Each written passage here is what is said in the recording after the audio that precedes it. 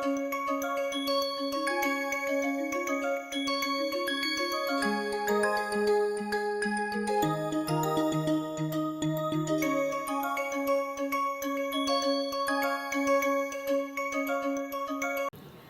learners, we are coming to the end of the module on customer value proposition, and while we will talk about business models in a later section which is called the business models, and it also goes on to explain a framework called the business model canvas.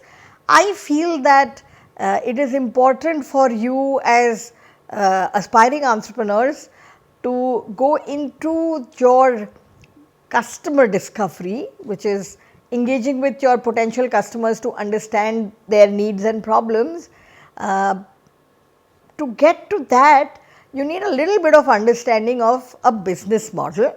So, I am going to, this is a very brief introduction to business models, and we will cover this in more detail towards the end when we come to business models, business model canvas, how do you pitch, etc. That is covered at a later literally towards the end of the course, but it is useful to have some background when you do your customer discovery or think of who are potential customers as far as your idea is concerned. Yeah. So, just to give some theory on what is a business model.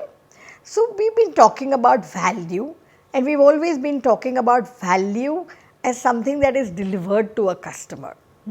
So, it is correct, because in my courses value is what is delivered to a customer, and valuation, which is what is the value of the company, is a derivative. Sorry to use big words like derivative, I am not a maths prof, but is माने कि it is a resultant. आप अगर customer को value deliver करते हो तो आपकी company की वैल्यू बढ़ती है, जिसको मैं वैल्यूएशन कहती हूँ. सो just repeating for the sake of 100%ness, that value is what you and I as entrepreneurs deliver to our customers, and when our customers are satisfied with the value that they are getting from us, our company की value बढ़ जाती है, our company का valuation बढ़ जाता है. So, describes the value which is created by the organization, which is created by entrepreneurs and delivered by the organization, delivered to our customers. So, it is created by us and delivered to our customers. The business model also helps explain how we as entrepreneurs or we as startups are going to make money. Staying sustainable means you are going to last the test of time. ऐसा नहीं है कि आज हमने company चालू करी और कल बंद हो गया. It's not about us starting a company and it shutting down quickly. We will only be sustainable if we make profits, which is definitely going to be covered in great detail in our finance module, but it is very commonsensical. If we do not make profits, we will not survive.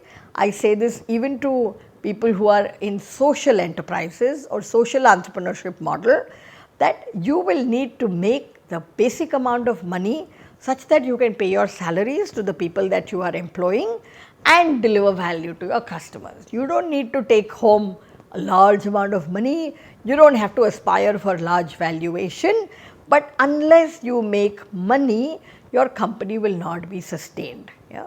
So, a business model is just a tool, it is a framework, it is a tool to explain how will you deliver value, how will you create value and how will you deliver value. Yeah? Why have a business model? So, if we do not have a business model, then our sales people will be speaking one language and our manufacturing people will be speaking one language. Our sales people will be selling to government and we will be producing, it does not happen, but I am exaggerating to make the point.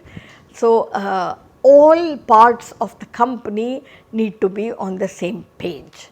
That is what a business model does. And in large companies that have been running for years and years, you do not need to write the business model. People have it in their, it's in their khun mein hota hai. It is in practice. So when you get inducted into this company, you get a sense for who are the customers, what are the practices that we follow when we reach customers, what are the practices that we follow in our manufacturing or in our supply chain. Young startups have to write all these down, put them into a framework which is called the business model canvas, and we will come to that slightly later in this course. But unless we have a business model, different parts of the organization will behave differently. We need it so that we can create and deliver value, and we need it so that we can maximize profits. Social enterprises can optimize profits or make the least amount of profit that will keep their business sustainable. So what are the different types of business models? I am going to give you some terminology, but when I say the terminology, it may sound different, but most of you have experienced these business models, and not necessarily as entrepreneurs, but as customers yourself. So everything that you look at from the aspiring startup founder lens, please think of it as you are a customer also, and many of these businesses have spoken to you, so you understand what their business models are. And now, because I will describe them in some using some terms and concepts, you will start applying it to companies that you see, to startups that you experience. So the first is business to business. There is no ranking on the first, second, ऐसा कुछ नहीं है. Business to business is a company that sells to another company. So business, मेरा भी business है, आपका भी business है. I sell to you. So it is called business to business. One company selling to another company. Various examples: people who buy software for their companies, people who buy paper, printing paper, people who buy and therefore there are those that sell. So those who sell consumables to companies, to offices, office supplies, all of those are business to business. Software selling to another company is definitely business to business. The next one that I am going to tell you is called business to consumer, where the business sells to the end user.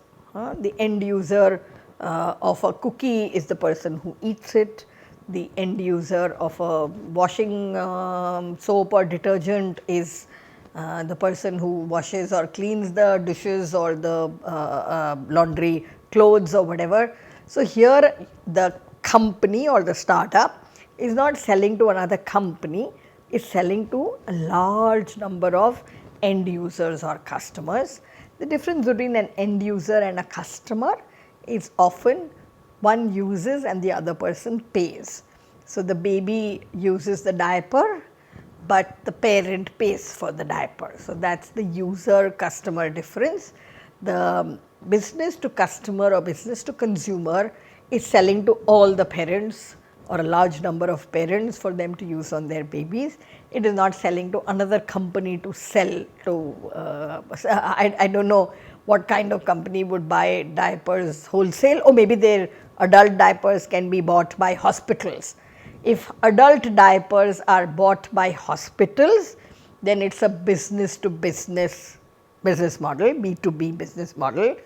If diapers, whether it is adult diapers or baby diapers, are bought by individuals, then it is called a B2C or a business to consumer business model.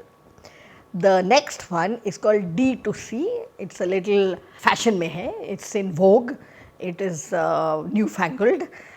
Instead of going through a channel, which is, let us say, a shopkeeper that we are all used to, or a distributor who services the shopkeeper, here people sell their product directly on their own websites or on social media handles.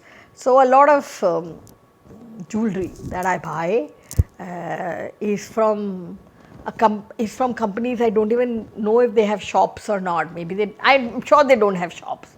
Many of these perhaps are business people, men, women, who are creating variety for the consumer and selling directly on their own websites or on their social media handles to consumers like me. So that is called direct to consumer. Direct to consumer I see as a subset of the business to consumer. In both of them, what is important is that it is not being sold to another company, but is being sold to a large number of individuals. The next that I want to explain to you is business to government. The next that I want to explain to you is business to government, and it is definitely a large opportunity for many kinds of products and services, whether it is weapons that the government of India is buying or different ministries of the government is buying, or software solutions that the government of India is buying for its own use, or I do not know, Aadhaar is for whose use, Aadhaar is as much my use as the government's use. So, all of those are services and products which are sold to the government. It requires a very different kind of mindset to be able to pitch to the government and to participate in the tendering and process, but there is a large opportunity in that. In addition, I have written one more business model which we have called the aggregator business model, where just think of it as a multi-sided platform. So, when we talk about those transportation services, on one side there are people who want the ride and the other is people who are offering the ride. So, drivers and riders is what this these two types of audiences are called. And the aggregator means they are aggregating, whoever is the provider is aggregating drivers and is aggregating riders. So, on our app, while you and I see only the, when you see all those little cars on your map, that is aggregation of the drivers. Similarly, many of us get aggregated for a driver to choose from. I mean, it does not really happen that the driver chooses, but the driver is given multiple options, can say yes or no, but it is not like I have never seen a map where the driver chooses I want this customer and not this customer, is only offered a choice of yes, no. You and I also are offered choices between A type of car and B type of car and a two-wheeler or a three-wheeler, etc., and we get to see how far they are. But to cut a long story short, we are talking of the aggregator business model, where they themselves, that startup or that company, is not providing the drivers, neither is it providing the riders, it is just connecting. So, aggregation, and it is a very, very recent phenomena, recent maybe 10-15 years, because technology allows you to do things like this. So, B2B, where a company sells to another company, B2C, where a company sells to a large number of individuals, D2C I said was a subset or a specific case of B2C, which is direct to consumer through your own website or through your own social media handles, without using an intermediary like a shop or an online shop or somebody else's online shop, or getting a distributor involved. Business to government makes its own case, and aggregator or a multi-sided business model. Before I go and explain disruption in business models, which has been happening, I am going to explain to you the types of revenue models that you could look at when you are building your own venture or startup. You could have a very simple transaction revenue model, which means that I buy this product for, I do not know, this product I have been at different places calling it 6,000 and 5,000 or whatever, but some number. It is a one-time transaction. We bought it and I do not know when we are going to buy it again. So, that is called a transaction revenue. The other is called a recurring revenue. All of you who use streaming services or use cellular phone services or use any such service where you pay on a recurring basis. I pay for a month, then I pay for another month and so on.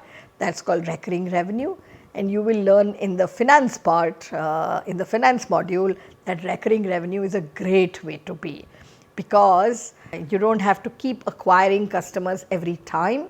You acquire one customer, but there is a long term value, that is called a lifetime value of that customer, because you sign them up for 1 year, 2 years, X number of years. Sometimes they stay for a large long period of time. Think of your own engagement yourself as a customer of a streaming service. Think of yourself as a customer of a music service, and you will realize that, or of your cellular service. Many of these we don't change very often, and therefore recurring revenue is a good business model, a good revenue model. Yeah. Then there is transaction plus recurring revenue, which means that there is a one-time transaction, and after that there is a recurring revenue out of it. Simple examples on these are consumer durables, where you buy the item one time, but you buy the service, the maintenance or the after sales service year after year. Our water purifier at home, it's typically called a AMC or an annual maintenance contract, where I buy the item once, but I keep buying the annual maintenance contract. So that's a transaction plus a recurring revenue. There is something called the freemium revenue model. Again, many of these we are learning in the digital world.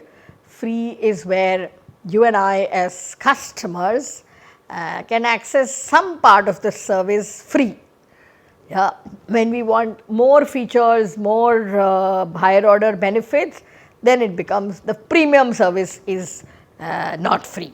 So, free is the base product. The other example that people do in this is ad based revenue model, whereas a customer of social media, I don't know, I don't pay for any social media, neither do you, but people, advertisers beam ads at us, and that is how the social media channel makes its revenue. Yeah, so very confusing on who is the customer and what is the product. So, in an advertising based revenue, people like you and me are probably the product, because our profiles or our data is, I don't know if our data is sold, but we are targeted. Yeah, we don't pay for it, somebody else pays to target us, which is the advertiser, and that is the different kind of business model, nothing wrong with that. What it does is makes it affordable for people to use that service at the cost of, theek hai, I will see an ad once in a while, not a problem. Yeah. Some disruptive business models in recent times, and it's worthwhile speaking about them just now with you as you embark on your customer discovery or your taking your idea forward. You will want to think of what kind of customers and how can I disrupt an existing market. So, revenue models can be disrupted. SaaS, software as a service. Before this, all of us were paying for software licenses. Now we pay as we use. So, it is a service, we do not buy the software, nobody comes and installs it on my computer. No, it is all on the cloud, and as we use it, we pay for that service. Similarly, advertising revenue was a big disruption where we did not pay for many of these services at all, because the advertiser was paying for that service. Freemium is another revenue model disruption, where you want a large number of users and individuals to try your service. So, you say, okay, the base level I will give free to everybody, I will start charging as you start asking for higher order features. Yeah? So, that is the freemium or the premium, free plus premium business model. Premium gets paid for, free, which is a basic thing, is always going to be free. Price based disruption, budget. I mean, those of you who have as old as I am have seen our cell phone charges drop. Our per minute, I think at our max used to be 16 rupees a minute. I don't even know, it will be in some paisa now. That is how disruption has happened on price. It can also be on the other end of the spectrum, which is luxury. Make me feel like I am worth it. So, price disruption does not always have to be at the lower end of the spectrum. It can happen at the higher end of the spectrum, where you make me feel so special that I am willing to pay the price to feel that way. Pay as you use, pretty much like the SaaS and the freemium models. Some of these are availability or access driven models. Today, we are all able to see so many more products and brands than we used to see before, because earlier I would go to maybe 10 shops. Today some 60 shops are beaming at me through my social media feed. So that's D2C. I just spoke about it a little earlier. I don't want to spend time here on franchising, but what franchising does is, if a company has the manpower itself only to have maybe 10 shops, but it wants to become larger, a lot of food is sold like this, which is through franchising, which is in each state somebody will take your franchise. Many showrooms are franchised. You and I as customers see the name on the board and say, oh, it is that company, that brand, but that particular store may be managed by a franchisee. And that's how companies can get scale. Peer to peer is a new thing. Peer to peer is almost like going back to bartering system of very early era when cash and currency did not exist. Peer to peer, I want to buy a sofa or I want to sell my sofa, I'll sell it directly. I don't have to find this intermediary. Yeah, or peer to peer is something that is happening in financial products. There is lending and borrowing, which is not from banks, but it is like one individual lending to another individual through a platform, and this is called P2P, peer to peer. It's a very disruptive business model. You would have experienced it in the auction, bidding, that kind of platforms, but it's also happening in financial services. Service as a differentiator. So every restaurant sells chai, but some sell the chai and some sell the experience of enjoying the tea with your friends and family. So there is experience. Many of the products that we buy at premium prices are because of the experience. It's the customer experience with the product, it's the customer experience with the service that makes it disruptive, and that allows you to price higher and higher. I've just taken two examples, one example on this slide and the other, just to make you understand what is the difference that you have to keep in the back of your mind about who's your customer. For example, let me tell you this, B2B and B2C. In customer acquisition in B2B, for example, I am a EMR, an electronic medical records company, okay, and I am selling to hospitals in the metro cities. My customer list is finite, which means that there are some set of hospitals, there are chain hospitals, there are large individual hospitals and small individual clinics. My customer set is finite.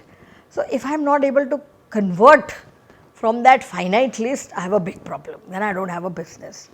However, if I am a B2C company and I want to sell clickers or bangles or whatever, I need to sell large volumes, whatever is large volume for that business. Doesn't have to be the same.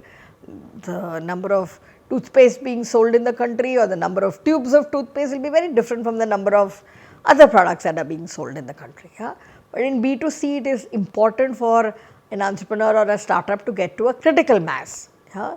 In channels, a B2B startup can have only one channel, which is the salesperson. I am the salesperson, I go to one company today, I go and sell to the other company tomorrow. You can have multiple salespeople, the channel is just salespeople. In B2C, you will have to sell, if for example the NutriChoice cookies, which I have covered in some case study, or any cookies, you will have to sell through bakeries, you will have to sell through kirana stores, you will have to sell through modern trade, you have to sell through QSR, not QSR, quick commerce, e-commerce, railway stations, transit places, wholesale mandis. So there are multiple acquisition channels as far as a B2C selling to individual customers is concerned. You have to sell where the individual customer is, and therefore it can't be a singular channel. Sales for B2B can be founder led sales, for B2C it's channel led sales. I just listed out a set of channels for you. We'll come to customer efficiency. In B2B, you need a large LTV to CAC. The word LTV means long term value and CAC means customer acquisition cost. So, you need to be able to serve one customer and have them buy for a long period of time. In B2C, it would be nice to have them buy for a long period of time, but that is okay, because anyway you are beaming advertising all the time in a B2C context. Here is another example of activities you do if you are a B2B company or you are a B2C company. You need to grow existing customers is a very important need when you are B2B. When you are B2C, you will have to keep doing customer acquisition. That is called repeated customer acquisition. The product delivery in B2C has to be standardized. Soap that I am making, cookie that I am making is standardized. I can't keep producing for different types of people or different types of customers. They will be different products then, but if you keep customizing, you will not be a B2C brand, then you will be literally a one-on-one kind of thing. In B2B, you can afford to customize. I can sell software with a set of features. To A company, to B company, we can make a different set of features and so on. In B2B, manufacturing can be batch processing, and in B2C, it will have to be automated because of sheer scale and numbers. The last word is called capital assets. We will cover that in our finance module. Capital assets mean who owns those assets through which you are manufacturing, and here in B2B, it is largely something the company or the startup owns directly. In B2C, again because of volume and scale, you will outsource it, meaning you will make a third party produce them for you, and therefore the capital assets are not owned by you. The entire purpose of this module called Introduction to Business Models was for you to understand them and keep them at the back of your mind while you are doing your stakeholder or customer discovery, and in doing so you will decide whether the problem is a bigger problem in a B2B context, in a B2G context or in a B2C context, or if I can say it in a different manner, you will find out who is the paying customer. Is the paying customer more likely to be the government, for example, would like to be a social enterprise that ensures that there are clean toilets everywhere in India, for example. It is a great idea, it is a much needed idea, it is a problem that exists and all of us have experienced it, but it is not a workable proposition unless I figure out who is the paying customer. Will the paying customer be the end user? Very unlikely. The most likely paying customer in this idea that I gave of clean toilets everywhere in the country is likely to be state governments or the central government, and depending on that, the design of it will change, the pay operate, build operate transfer model will change. So, business to government is very different business model from a business to consumer business model. And the last one is multi-sided platform or aggregator. You need large amounts of money in advertising to be able to be a B2C startup, because you are constantly acquiring customers and your customers are large sets of individuals. So, whether it is B2C or D2C or even the aggregator model, all those require a large amount of advertising money. The B2B, which is a business to business, or B2G, which is business to government, do not need large amounts of advertising money, because here you know who the customer is and you are able to pinpoint, and you can use your sales channel, which could be the founder, which could be your sales team, to go and pitch your idea or your business or your solution to either the government or another company. So, I wanted to leave this behind with you as an understanding of business models, so that as you come up with ideas and start your customer discovery process, you are clear about the kind of customer you will target and who will you go and get your understanding and learning from. So, we will cover this in more detail as we come closer towards the end of the course and are discussing business models and business model canvas. I hope this was useful for you. Thank you.